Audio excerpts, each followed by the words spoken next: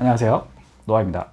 자, 오늘 우리가 볼 거는요, 토플 에세이를 쓸 때 여러분들이 반드시 유의하셔야 되는 점을 통합형과 독립형 두 가지에 대해서 모두 말씀을 드리도록 하겠습니다. 일단은 이 에세이라는 건 기본적으로 영작 능력이 뒷받침이 돼야 됩니다. 그래서 이제 가장 기본적인 문법을 마스터해라, 이거는 사실 마스터까지는 아니고 그냥 잘할 수 있게, 이제 틀리지 않게 정도만 하시면 되는데, 문법을 기초로 다져놓고 가야 되는 건 일단 그냥 전제로 하도록 하겠습니다. 여러분들이 문법이 갖춰져 있다는 전제 하에 지금부터 말씀을 드릴 건데요. 통합형부터 한번 말씀을 드리면, 통합형은 항상 뭐부터 보셔야 되느냐, 리딩부터 봐야 되겠죠. 아마 다들 듣기로는 리스닝이 리딩보다 중요하다, 그래서 리스닝 위주로 해야 된다 라는 건 알고 계실 텐데요. 근데 이 통합형 같은 경우는 리딩과 리스닝이 서로 맞물리는 부분을 많이 써야 되기 때문에 이 리스닝 내용이 리딩에 어떻게 맞물리는지도 또한 중요한 포인트가 될 수가 있거든요. 그래서 여러분들이 리딩을 먼저 잘 읽고 넘어가자, 이게 첫 번째 어드바이스다 라고 말씀을 드릴 수 있겠네요. 리딩을 잘 읽고 넘어가자는 거는 크게 두 가지 의미에서 말씀을 드립니다. 자, 우선 첫 번째는 리딩이 주장하는 바가 뭔지를 명확히 아셔야 돼요. 아시겠죠? 리딩이 주장하는 바가 뭔지를 명확히 아셔야 돼요. 자, 그리고 두 번째는 그 리딩의 주장을 가지고 뒷받침해주는 근거들이 각각 어떤 부분에서 설득력이 생기는가를 아셔야 됩니다. 어떤 게 이 부분이 이제 근거로서 역할을 할 수가 있는가, 이게 어떻게 근거로서 뒷받침을 해주는가, 이런 부분을 잘 보셔야 된다는 거죠. 자, 그리고 두 번째로 이제 리스닝을 이제 듣게 되겠죠. 리스닝을 듣게 될 때는 여러분들이 일단은 몇 가지 말씀을 드릴 부분이 있는데, 첫 번째는 이 문장을 굉장히 길게 뽑아냅니다. 그래서 여러분들이 쓰다가 어느 순간 놓쳐버리면 확 뒤로 이제 밀려버리는 것이죠. 그러면 이제 더더욱 놓치게 되고 더더욱 점수도 날아가겠죠. 리스닝에서 필기를 하실 때는 우선 첫 번째, 이니셜 줄임말로 필기를 좀 하셔라. 쓰는 게 너무 많아지면 듣는 게 느려지죠. 그러면은 여러분들이 아무래도 놓친 부분이 많아지겠죠. 타짜라는 영화 아십니까? 거기에 이런 말이 있습니다. 손은 눈보다 빠르다 라는 말이 있는데요.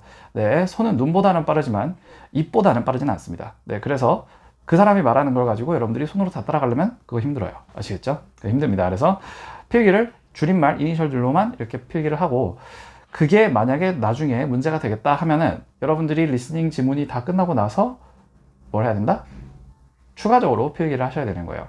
사실 라이팅 그 20분짜리 쓰실 때는 굉장히 시간이 많이 남거든요. 생각보다. 왜냐면은 그냥 있는 내용을 갖다가 쓰는 거기 때문에 템플릿은 여러분들 다 외우고 들어가실 거 아니에요, 시험장 들어가실 때. 그죠? 그러니까 그냥 어떻게 한다? 그 리스닝을, 필기를 최대한 복원을 잘 해놓는데, 들을 때는 이니셜 줄임말로 따다다다닥 써놓고, 그리고 이제 그 정작 라이팅 쓰는 시간이 됐을 때는 그때 이제 추가로 시간을 들여서 더 필기를 완성을 하는 시기라고 생각을 하시면 되겠습니다. 자, 리스닝을 들으실 때 주의점 몇 가지 말씀을 드리면, 우선 첫 번째, 리스닝은 항상 리딩을 반박을 하죠. 근데 어떤 부분에서 반박을 하는지를 말씀을 잘 쓰셔야 된다. 아시겠죠? 그리고 두 번째, 나오는 어떤 요소들이 어떻게 리딩에서 있었던 요소들에 반박을 하는지를 가지고 잘 보셔야 됩니다. 어떤 부분 때문에 그 논리가 무효가 되는지, 어떤 부분에 그 논리가 반박이 되는지, 이런 것들을 잘 보셔야 돼요. 예, 이거 같은 경우는 이제 좀 더 구체적으로 강의에서 여러분들이 찾아보실 수 있을 것 같고요. 네, 그리고 세 번째로는 그 리스닝의 내용이 올바르게 들어가는 게 굉장히 중요합니다. 자, 여러분, 리딩은 다시 나옵니다. 라이팅 쓸 때, 그죠? 리딩은 다시 나와요. 근데 리스닝은 다시 안 나오죠. 그러니까 리스닝이 정확도가 더 중요하다는 거예요. 리딩은 정확도가 완전 정확하진 않아도 다시 체크를 할 수가 있는데, 리딩은 체크가 안 된단 말이에요. 네, 그래서 이렇게 우리가 말씀을 드릴 수 있을 것 같습니다. 네, 그리고 쓰실 때 크게 세 가지를 여러분들이 알아주시면 좋을 것 같아요. 첫 번째는 항상 정확하게 써야 된다. 그 accuracy가 굉장히 중요합니다, 여러분. 팩트가 있는 그대로 잘 나와줘야 돼요. 그리고 두 번째로 효과적으로 반박을 하셔야 됩니다. 효과적으로 반박이라고 하는 것은 리딩에서 A라고 했으면 이 A에 대한 반박을 직접적으로 할 수가 있어야 되고, 그 리스닝 지문이 했던 것을 그대로 잘 살려서 그 느낌을 그대로 전달을 해줄 수가 있어야 되는데, 그게 아니라 약간 어떤 한 부분에만 너무 집중을 하신다거나 아니면 너무 모호하게 말씀을 해버리시는 경우들이 많이 계세요. 근데 그런 거는 좀 좋지가 않다. 아시겠죠? 통합형 라이팅을 쓸 때 주의점을 한번 받고, 네, 그리고 두 번째는 항상 문법 오류, 그리고 오타 등을 확인을 하자입니다. 이런 것들은 사실 여러분들이 시간이 좀 급하고 아무래도 이 라이팅 같은 경우는 토플의 마지막 시간이다 보니까 아마 많이 지쳐 있으실 가능성도 있습니다. 그렇다 보면 팍팍팍 안 돌아가다 보니까 어떤 부분에선 실수를 하게 되거든요.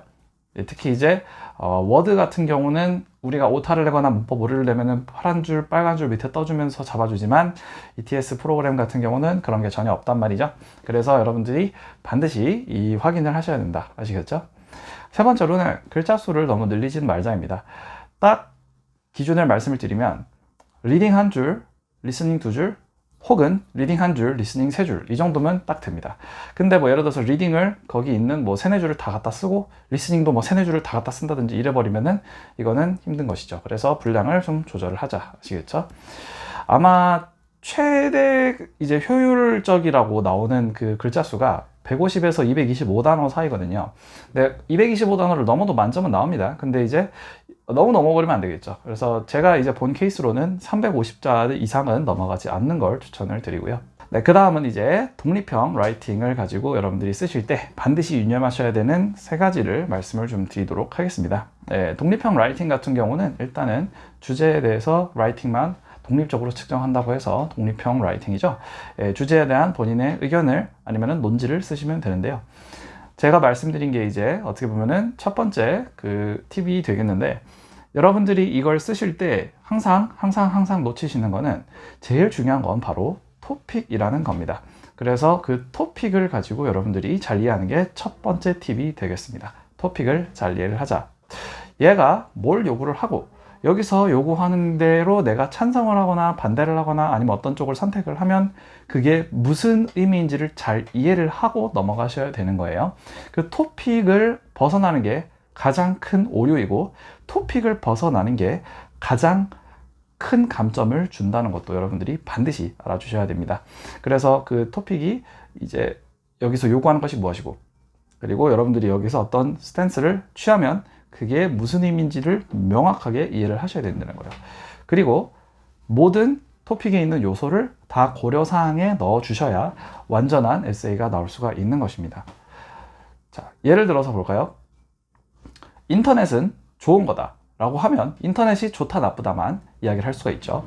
예를 들어서 인터넷은 어린아이들을 교육하는데 좋은 거다 라고 하면은 그냥 인터넷을 좋은 거다라고만 해버리면은 어린아이의 교육을 빼트리고 말을 할 수도 있겠죠. 그러면은 이 토픽을 완전히 이해는 못했다라고 이제 이 사람들이 볼 수도 있겠고, 그런 부분에서 점수가 나갈 수도 있는 거다라고 생각을 하시면 되겠습니다. 아시겠죠? 자, 그리고 두 번째로는 항상 개연성을 갖추자입니다. 많이들 실수를 하시는 게 이제 원인으로부터 결과라든지 아니면 결과로부터 원인으로 이렇게 쭉 인과관계에 맞춰서 개연성 있게 가셔야 되거든요. 흐름이 자연스러워야 되는데 중간중간에 자꾸 뭔가 툭 튀어나온다거나 아니면 뭔가 얘가 갑자기 왜 나왔지? 라든지 아니면은 이 원인에 대한 결과가 아닌 것이 나온든지 뭐 이런 식으로 많은 부분에서 그 흐름을 해치는 그런 어떤 멘트들이 많이 있을 수도 있어요. 거기에서. 그래서 여러분들이 항상 생각을 해주셔야 되는 거는, 잘 모르시겠으면 그냥 원인부터 결과까지 원인, 결과 이런 식으로 원인, 결과, 그거에 대한 결과, 그거에 대한 결과 이런 식으로 인과관계를 쭉 따라가셔야 된다는 거예요. 인과관계를 기본적으로 최대한 심플하게 그리고 일직선상으로 놔서 여러분들이 전달을 하셔야 제일 좋다. 아시겠죠? 이거를 가지고 이제 또 뭐 뒤죽박죽 하고 싶은 말을 다 해버리면 안 됩니다. 아시겠죠? 미리 생각을 하고 가야 돼요. 미리 생각을. 네, 세 번째로 말씀을 드리고 싶은 거는 바로 너무 어려운 표현이나 너무 어려운 문장을 쓰진 말자입니다. 여러분들이 만약에 예를 들어서 정말 영어 천재, 뭐 예를 들어서 초등학생 때부터 뭐 전국 뭐 디베이트, 영어 디베이트 상들은 다 쓸고 다니고 대치동의 신화 뭐 이 정도면 모르겠는데, 그게 아니라 여러분들이 아직 이제 뭐 90점, 100점, 110점 이런 식으로 올라오신 그런 응시자들이시라면 너무 어려운 표현이나 너무 어려운 문장은 점수에 오히려 해가 될 가능성이 큽니다. 이 사람들은 엄청나게 노력을 하죠. 뭘 하는데? 채점을 하는데, 그죠? 하루에 아마 수십 개 내지는 뭐 수백 개까지도 될 수 있는 에세이를 채점을 할 거란 말이죠. 그러면 이 사람들이 보기 어렵게 하는 게 좋을까요? 쉽게 하는 게 좋을까요? 쉽게 하는 게 좋겠죠. 자, 근데 정말 잘 쓰는 사람이라면 아무리 어려운 문장이라도 모든 부분이 클리어하게 명료하게 따다다다닥 박히기 때문에 뭔가 이 사람은 정말 막힘이 없구나 라는 인상을 줄지는 모르겠으나, 항상 영어의 모든 표현이나 모든 단어에는 그 특유의 그 고유의 문맥이 있고, 그 문맥을 잘 지키면서 그렇게 쓰면 확 이해가 되는데, 그 문맥을 잘 이해를 하지 못한 상태로 단순한 한글로 번역을 했을 때 버전의 그 단어라든지 아니면은 그 문맥에 대한 고려를 하지 못한 채 그냥 쓰시게 되면, 이러면은 이해를 하는데 많이 해가 될 가능성이 크단 말이에요. 그런 문맥을, 그리고 이 ETS 채점자들은 귀신같이 잡아냅니다. 왜냐면은 그 사람들은 어릴 때부터 써오던 영어지만 우리는 이제 막 한글로 배운 영어일 가능성이 크기 때문이에요. 그래서 그 문맥을 해치는 부분이나 문맥을 제대로 고려하지 못한 그런 표현들이나 아니면 단어들은 여러분들의 문장을 가지고 쓰는 데 있어서 소통이 매우 안 될 가능성, 점수가 매우 안 나올 가능성이 높다는 거예요. 그리고 그렇게 여러분들이 긴 문장을 이렇게 어려운 표현들을 쓰면서 가셨다면 더더욱이나 점수가 깎일 가능성이 큽니다. 그래서 어려운 문장을 만약에 내가 이거 한번 쓸 수 있다는 걸 보여주고 싶다라면은 그냥 문단에 하나 정도, 아니면 뭐 문단마다 하나 정도, 이 정도 이렇게 넣으시면 되는 거지, 이걸 가지고 뭐 전체 에세이를, 문장을, 옛날에 제가 학생 중에 그 학생 같은 경우는 에세이를 독립형 기준으로 1300단어를 썼어요. 1300단어. 제가 그 학생을 뭐라고 불렀냐면 예시 자판기라고 불렀습니다. 예시 자판기. 여러분 무슨 저 농구 선수가 골 잘 넣으면 점수 자판기 뭐 이런 소리 하잖아요. 예시 자판기였다고, 그 학생이. 근데 똑같은 말을 계속 하는 것도 있었지만 너무 어려운 표현을 난해하게 쓰고 그 문장이 소통하고자 하는 바가 너무 막 모호한 거예요. 그러니까 뭔가 명확하게 한마디를 하는 게 아니라 문장을 통해서 무슨 세계 정복이라도 하려는 양 엄청나게 많은 소리를 해놨단 말이죠. 그러면은 이제 결국 본인의 메인 포인트가 흐려지게 되고 논리적인 혹은 설득력 있는 에세이가 될 수가 없겠죠. 그래서 항상 설득력 있는 에세이는 이 에세이를 쫙 봤을 때 결국에는 한마디를 하고자 하는 게 그 포인트인데, 그 한마디를 제대로 못 해놨고 만약에 여러 마디를 해놨다 이러면은 듣는 사람 힘들죠. 여러분, 이거는 소통은 사실 굉장히 그 본질이 뭐예요? 상대방이 이해가 쉽게 돼야 된다는 거죠. 여러분들 미국 대선에서 이기는 후보들의 소통 메시지를 보세요. 막 엄청나게 어려운 뭐 분야별, 무슨 뭐 섹터별 완전 전문가급 분석을 그 사람들이 뭐 대선 토론하는데 내놓나요? 그 사람들이 선거 캠페인을 하는데 막 엄청나게 뭐 무슨 퍼센티지가 어떻고 뭐 다우존스가 어떻고 무슨 뭐 그런 어떤 지표들을 빡 내밀면서 이야기를 하나요? 아니죠. 뭐 오바마 때는 Yes we can 뭐 이렇게 하는 거고, 트럼프 때는 이제 Make America Great Again 이렇게 하는 거고, 그런 식으로 간단하고 명료하게 전달을 할 수 있는 능력이 중요한 거란 말이야. 그래서 만약에 여러분들이 아직 내가 잘 모르겠다 하시면은 무조건 쉬운 문장으로 무조건 쉬운 말들만 말이 되게만 해주셔도 20점 초반은 그냥 나옵니다. 아시겠죠?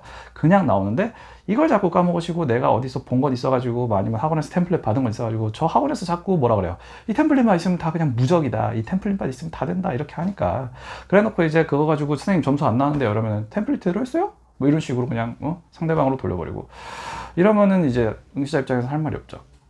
근데 그 선생님들이 만약에 템플릿만 쓰면 된다라고만 했고 이 템플릿을 어떻게 제대로 쓸 수가 있다라는 걸 제대로 가르쳐 주지 않았다면 조금 양심이 덜한 선생님들이겠죠. 뭐 어찌됐든 여러분들 스스로 똑똑해지셔야 돼요. 왜냐면은 사실 학원 선생님들은 스스로 챙기기 바빠요. 그래서 여러분들이 스스로 챙기셔야 된다. 아시겠죠? 여러분들이 스스로 점수를 챙기셔야 되고 여러분들 스스로 미래를 개척해 나가시는 거죠. 그런 의미에서 이 에세이는 사실 토플에서든 아니면 다른 시험에서든 모두 중요하기 때문에 이런 부분들을 제가 꼭 당부를 드리고 싶습니다. 결국에는 에세이는 뭐다? 한마디를 하고자 하는 거다. 그 한마디를 강하게 하기 위해서 에세이를 쓰는 거다 라고 생각을 해주시면 되겠습니다. 아시겠죠? 네, 그래서 오늘은 통합형 에세이와 독립형 에세이 둘 다를 쓸 때 유념하셔야 할 상황을 한번 봤는데요. 여러분들이 만약에 이걸 가지고 보시고 점수가 어려진다 하시면은 유익하셨다면 구독과 좋아요 부탁드리고요. 오늘은 여기까지 하도록 하겠습니다. 감사합니다.